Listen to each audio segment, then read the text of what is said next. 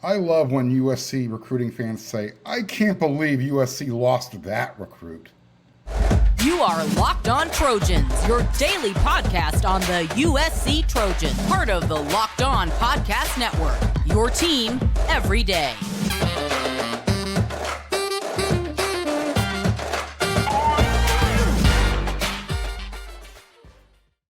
Fight on, everyone. I'm your host, Mark Holkin, and thank you for making Locked On USC your first listen every day. Whether you're watching on YouTube or wherever you'd like to download your podcast, we are free. I appreciate your support, and you can show your appreciation, and it means a whole lot to the show. If you're watching on YouTube, hit that subscribe button, and definitely hit that thumbs up button. Smash that thing every single time you watch an episode. And so you don't miss one, hit that bell notification. We come at you 5 times a week, and that way you'll never miss an episode. So all of those USC recruiting fans that like to scream at the top of their lungs, get out up on the mountaintop, I can't believe USC lost that recruit. Question, how do you lose something you never had? Or, let's add a little bit more nuance to the question, something you really never went after. You know, how bad did you want it? Did you lose something you didn't really want? This kind of goes along with my rule about using the word anticipation instead of expectation. When you expect something and you don't get it, you tend to be let down more than if you just anticipate something happening. It's just kind of setting the bar. So I'm gonna, on this week's Inside the Trojan Huddle panel show that I do that every Monday. Every Monday or Tuesday. It's a marathon show. It goes 90 minutes to 2 hours. One of the questions that was asked on this week's show was on the subject of, and I touch on this occasionally here on Locked On USC, that there's going to be a real chance that USC goes 0 for Mater Day with the 2024 recruiting class. The idea, the fact that USC could end up without a single modern-day Monarch transitioning into a Trojan is a real stressor and can trigger a lot of USC recruiting fans. Because, again, they just expect it to happen every year. They're going to get at least 1 or 2 guys from Mater Day. So that's why you should never expect something. You can anticipate it happening. See the difference? It's subtle, but it makes a difference. However, when the narrative is phrased that USC lost or was out-recruited for all 5 of the guys that people think USC was going after, it comes off as a little disingenuous. It's kind of like, for me at least, when I was on the other show, it was how the question was phrased, how it was asked. It kind of sets a narrative, and that people will start to gravitate towards that unless there's some context added. And that's what I'm here to do. Excuse me. So all the Trojans that are there going to be Trojans that are going to be shut out by the modern day prospects? Maybe. However, who is shutting out who? So, if USC doesn't get any of them, is that all on USC, or does some of that lie, with the players themselves? Let's examine it. We all know the names that USC is really interested in, or at least who fans think USC should be interested in. Xavian Brown, cornerback, he just committed to Alabama over this past weekend. This is what you would consider a head-to-head recruiting loss. This one fits the description. And this is what it comes down to. Nick Saban, head coach of Alabama, one of the best head coaches in the modern college football era, who also coaches defensive backs. He just happens to have more bona fides, more accolades than Dante Williams. That's not, that's nothing for Dante to be ashamed about. He's just getting started in his coaching career in comparison to Nick Saban. And that was really the determining factor for Xavian Brown. Saban was his dream coach. Dante Williams wasn't. What about quarterback Elijah Brown, who's committed to Stanford? Look, all Elijah Brown did while he's at Mater Dei, he still has a senior year to play, by the way, was win. However, for whatever reason, Lincoln Riley, he had other quarterbacks higher on his priority list. DJ Lagway, he struck out. Dylan Raiola struck out twice. That's where Elijah Brown was on the list, on the pecking order. Who's after those guys? Elijah recognized that. He understands the business. Smart kid. And no to everybody saying, well, maybe if USC went after Elijah harder, that would have a better effect with some of the uncommitted Mater Dei players. The answer to that is no. That's not how it works. And don't feel bad for Elijah. He's going to Stanford. It's not like he ended up with, the booby prize behind Let's Make a Deal door number 3 with Monty Hall. He's going to do okay. And so, people say, well, maybe if they went after Elijah Brown harder, USC would have had a better chance with, the 5-star offensive tackle, Brandon Baker. No. He wasn't coming to USC regardless, no matter what. USC could have thrown the biggest NIL bag at him, and it wouldn't have made a dent. He's going to Oregon, where his brother played. And I'm sure he'll be treated, he'll get a nice swag bag. Bigger quotes. He'll do well with NIL at Oregon. So again, USC, he wasn't coming to USC, and it's hard to try and win a game, win a recruiting competition when the deck's kind of stacked against you, or at least the odds are. Who knows what happened? He's still uncommitted. I guess there's still a chance. 4-star offensive lineman DeAndre Carter, interior offensive lineman. Look, bottom line is DeAndre, he wanted to play the field. He wanted to see what's out there, and that's great. That's part of the recruiting process. He might have ran out of time, took too long. So, did USC lose that recruiting battle? Who lost who? And look, again, maybe there's still room for DeAndre. Again, we're talking about verbal public commitments in June, July, signing days in December. So again, maybe there's still room. Who knows? And then, defensive lineman Aiden Breland. Again, he's still uncommitted. I've said it before. He's in a wait-and-see mode. He wants to see what the 2023 USC defense looks like. And if it meets his standards, USC's chances are going to go up significantly. USC's in the top 5. Remember, USC wasn't even in his top 10 not too long ago. So USC has already made up a lot of ground. Let's keep building the relationship. Let's see the defense. And we'll circle back to Aiden Breland later, because he's in no hurry to make a commitment. And then the other one is the running back, Nathaniel Frazier.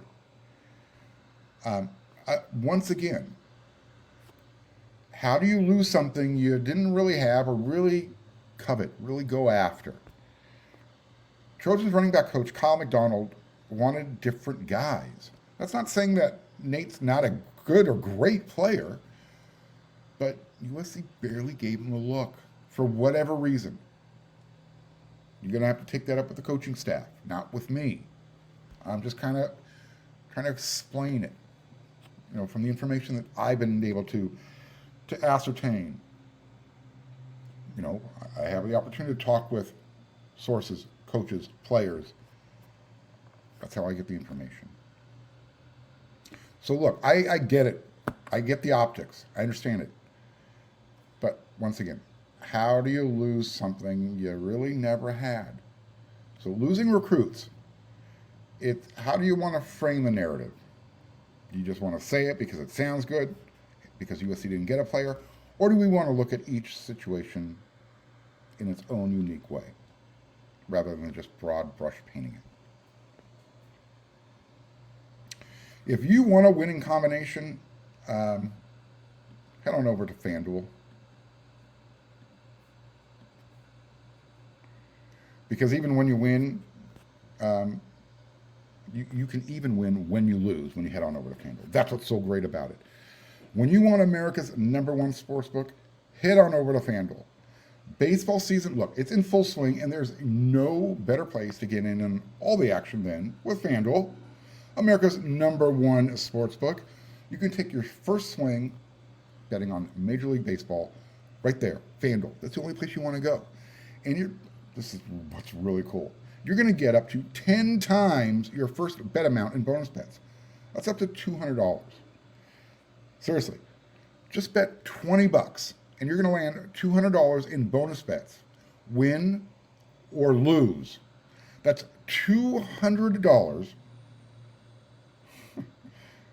you can spend on betting from everything, from the money line, the over-under. If you like making prop bets, who's going to steal the first base of the game? You make the bet. And you can do that all on an app that's safe, it's secure, and it's super easy to use. And the best part, when you win, they're going to pay you instantly. So sign up today. Visit FanDuel.com/lockedon, and you're going to get up to $200 in bonus bets. That's FanDuel.com/lockedon. FanDuel, an official sports betting partner of Major League Baseball. I need to make sure all of you everydayers, well, you already know what's coming up on the next episode of Locked On USC tomorrow. It's Friday. The Rant will be a part of the show. So, become an everyday viewer and listener. This next segment, as you can see on the rundown, I want to talk about USC's 2023 schedule. Not the first 6 games. USC should cut through that like a hot knife through butter. They should be 6-0. When they head up to South Bend, Indiana. Look, 2023, it's going to be fun, hopefully. Especially that back end of the schedule. Hopefully that back end will be fun. It's going to be a challenge, but it should have every stadium that USC is playing in, whether it be at the Coliseum or on the road. It's going to be sold out. Better be. But let's hope that the 2023 season turns out a little bit better than the 2006 gauntlet of games that USC had to finish the season with. Remember that? Remember that year? 2006, that was the year that USC was going to get back into the BCS championship game. Yeah.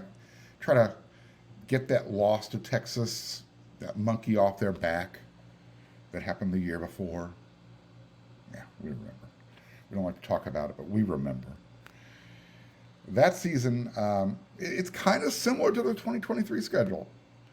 Both were backloaded as far as the strength of schedule was concerned. Maybe 2006 was spread out a little bit better, but there's certain similarities. Just trying to draw the comparison. So despite, USC lost 33-31 to Oregon State in week 7 of that year, 2006. That was in Corvallis. Yeah. USC literally almost won that game. And this is why they were still in the BCS race late into the season, because of how they played in the loss on the road. So, because the USC at that time, they still had enough benefit of the doubt with the voting public, the pollsters, the computers. They still had enough benefit of the doubt juice, to stay in that race. And remember, there was no conference championship game at that time in the Pac-12. All USC had to do was get through that final 4-game stretch in 2006. And then, essentially, USC, they were going back to the championship game. Those last 4 games, as a reminder, they played Oregon at the Coliseum, throttled them, 35-10. Wasn't even close. Then the following week, USC went up to Berkeley, and actually, no, that game was at the Coliseum as well. I stand corrected. They took care of, that was actually a really good Cal team, 10-win team. USC won that game 23-9, and I believe that was the game where Deshaun Jackson was formally introduced to Kevin Ellison across the middle of the field. Yeah. USC was sending a message. Deshaun he was pretty vocal coming out of the tunnel before the game. I was in the Thundering Herd at the time, standing on the wall. I saw his antics. I might have smiled a little bit when I saw him get up and walk off the field because I knew he was okay. But I also was smiling because I know he took a hit. He stopped talking after that hit. Then, let's not forget, USC dropped a 44-24. I mean, it was a dominant performance over a 10-win Notre Dame team.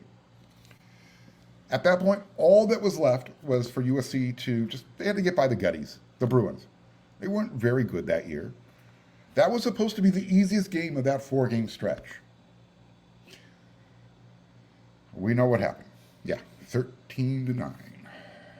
So what was anticipated to be the easiest game of the Final Four, it turned out that it killed the dream. It wasn't the loss to Oregon State. It was the final loss of the season. Had there been a conference championship game, who knows? Maybe USC would have had a chance to get back into it. We know they didn't. They had to settle for kicking Michigan's butt in the Rose Bowl. What was the final score now? 38-17. Yeah. USC wanted to make sure that they knew they couldn't get a split, but, you know, they were going to try. They were going to see if that AP was still out there lingering. Didn't happen. Anyways, in 2023, that's enough about 2006. Fast forward, 2023. USC's final 6 games. It's a gauntlet. At Notre Dame, at home to Utah, at Cal, at home to Washington, at Oregon, home to UCLA. That's the final 6. Now, what's the easy game? Maybe Cal? It's on the road. Like I said, the USC has to be 6-0 when they get to South Bend for that 7th game. And they have to win that 7th game. They can't. I guess that would be an acceptable loss, especially if Notre Dame's undefeated, which means they defeated Ohio State in their, first or second game of the year. So, at Notre Dame. Would losing a game late in the season hurt USC's chances of making the playoffs? Again, I think it would depend on the circumstances. And then, let's say USC gets by Notre Dame, Utah, Cal, Washington. They lose at Oregon. Let's say they have to play Oregon in the conference championship game. Kind of like last year, USC lost at Utah. They got their mulligan.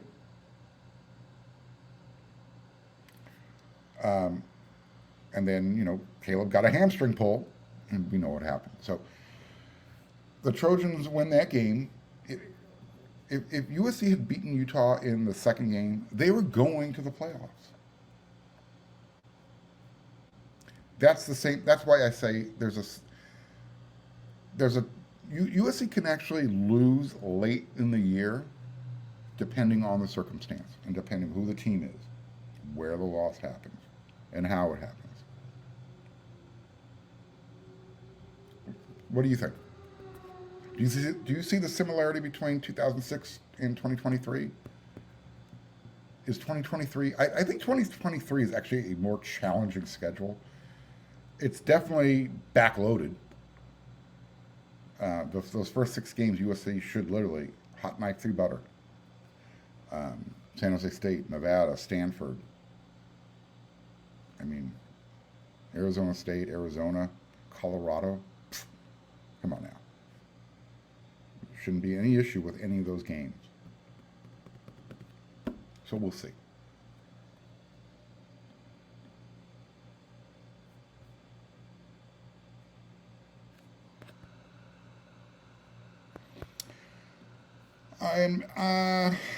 So we talk about rivalries all the time. It's kind of what makes college football really special. Tradition.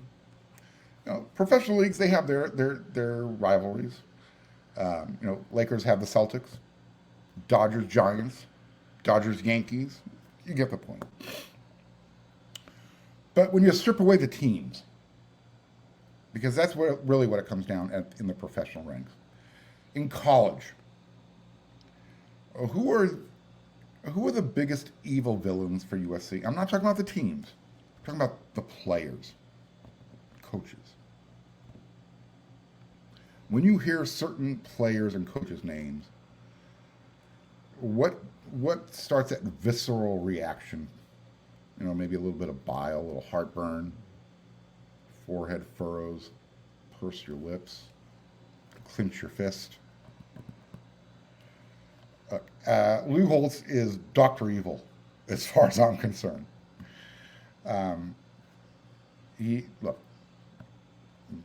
lisp, just everything. He was his own version of Dr. Evil. And I actually know someone who still gets the urge to want to punch Cade McNown in the nose every now and then. I know somebody. I also know somebody who hates Tony Rice. You remember the Notre Dame quarterback who kind of ran and passed all over USC back in 1988? Both teams were undefeated, 1-2. And another player in that game who probably fits the villain list. Rocket Ishmael. Yeah. Duckley. He was the mini-me. Let's go back to hated UCLA villains. When I say the name Eric McNeal, it should only conjure up one return. Only one thought. 13-9. Period. A friend of mine threw out this name, J.J. Stokes. Okay. I get it. I feel you. So I'd like to ask my viewer and listening audience, which player, causes that visceral reaction for you? Hit me up in the comments section. Let me know, because there's a lot of them out there. I can continue to ramble on with names after name after name. It doesn't have to be a Bruin or a Leprechaun. Fighting Irish. USC has a rivalry with Stanford. Does Jim Harbaugh fit the bill? Yeah. What's your deal, right? Look, there's a lot of names out there. If John McKay was still alive, guarantee you Stanford would probably be at the top of his list. I know he and the head coach of Stanford didn't get along, hated him. John Ralston, right? Was that the guy at the time? Does Dorian Thompson-Robinson, does he deserve to be in the conversation? Let's not, look, karma is a bitch. DTR did that whole hat autograph thing in the end zone at the Coliseum back in 2021. Does that, look, does the fact that SC football in 2021, that it was just a hot pile of garbage, negate the fact of that taunt, what he did? Or did Corey Foreman make up for it last year? I'm going to go with the Corey Foreman made up for it last year. I'll give DTR his moment. Yeah. You will go down in history of one of those guys that USC fans should dislike a lot for what you did. But that's part of the rivalry, right? Here's another one. Look, and I'm not sure how I can hate on John Barnes. I had no clue who he was before the game. But, there's still a little bit of me that, was upset because he was part of that 8-game streak. He helped keep it extended. So I guess he's worthy of a mention. But so is that. Look, people want to crap on USC's defense last year. Let's not forget that John Barnes game, USC's defense gave up 21 unanswered points in the fourth quarter. They had a 21-point lead, and they lost. Oh, here's another ruin for you. How about Anthony Barr? Yeah. Hey, let's throw Jimmy Clausen. Just because he didn't win anything against USC, but his arrogance just made you not like him. So there you go. Feed me. Tell me, who were some of USC's most evil villains, individual players, coaches? Who would you throw on the list? I gave you a couple of coaches. Lou Holtz, Jim Harbaugh. Does Bob Toledo fit the bill? Let me know. I'll be back with another episode of Locked On USC tomorrow. That's what we do, 5 times a week. And when you're done making Locked On USC your first listen every day, part of the Locked On Network, where are you going? That's right. You're going to go check out weareSC.com. Check out all of our scribes, all of the written content that we're providing. You're going to love it. And Scott Schrader, Marshall Levinson, Eric McKinney, they're throwing out some really good recruiting information. There's a story about Edric Houston. I might talk about that on tomorrow's episode of Locked On USC. So until then, everyone, you know what to do.